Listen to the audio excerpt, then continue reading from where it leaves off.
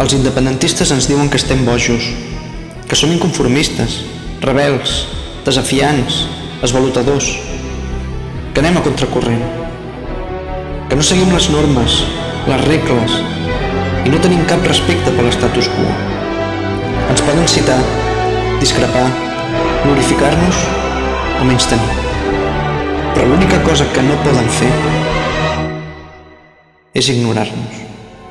Perquè nosaltres volem canviar les coses. Som els que impulsem noves maneres de veure la llibertat.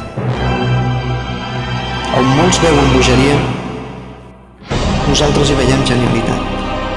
Perquè només aquells que pensen que poden canviar el món, al final ho aconsegueixen.